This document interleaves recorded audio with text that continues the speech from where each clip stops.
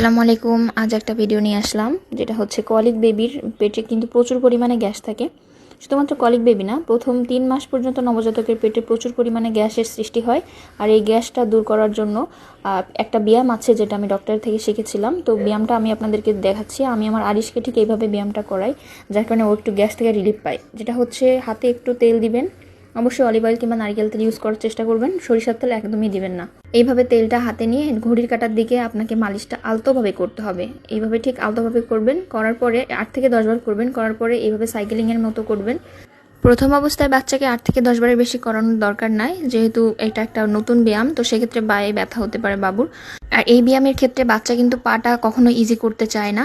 পায়ে দেখা যাচ্ছে পা শক্ত করে রাখে, তখন কিন্তু জোরে চাপ দেওয়া যাবে না। আপনাকে ইজি করার জন্য অবশ্য বাচ্চার পায়ের নিচে কাতুকুতু দিতে হবে কিংবা সুড়সুড়ি দিতে হবে, তাহলে দেখবেন যে পাটা ইজি করে দিচ্ছে। আমার আরিশ কিন্তু প্রথম অবস্থায় এরকমই করতো। তো পরে আমি ওর পায়ে সুড়সুড়ি দিয়ে ওর পাটা ভাঁজ করার মতো করে দিয়ে তারপরে ব্যায়ামটা করতাম। সাইকেলিং শেষ করার পরে বাবুর পা দুটা উঁচু করে এইভাবে পেটের সাথে চাপ দিতে হবে। চাপ দিয়ে এক সেকেন্ড মতো ওয়েট করতে হবে। অবশ্য বেশি দূরে চাপ দিবেন না, হালকা করে দিবেন, যেহেতু ওদের কোমল ত্বক। তো সেক্ষেত্রে আপনাকে সেভাবেই জিনিসটা করতে হবে। বাচ্চা যদি এই ক্ষেত্রে পা এইভাবে উঁচু করে রাখে, নিচু করতে না চায়, তাহলে সেক্ষেত্রে আপনি আবারও সুড়সুড়ি দিয়ে ওর পাটা নর্মাল করে নিতে পারবেন।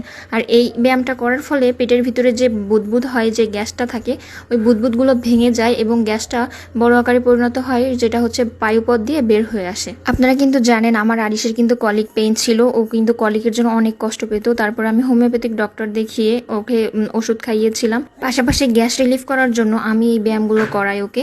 আর এই ব্যায়ামটা ওকে আমি 3 বার করে করাই, সর্বনিম্ন 2 বার করাই। আপনারা চাইলে কিন্তু 2 থেকে 3 বার করাতে পারবেন বাবুকে। আমার বাচ্চার ক্ষেত্রে কিন্তু ব্যায়ামটা অনেক কাজে দিয়েছে, যার কারণে আমি এখন ওষুধ বন্ধ করে দিয়েছি। আমি শুধু এখন ব্যায়ামের উপরে রেখেছি।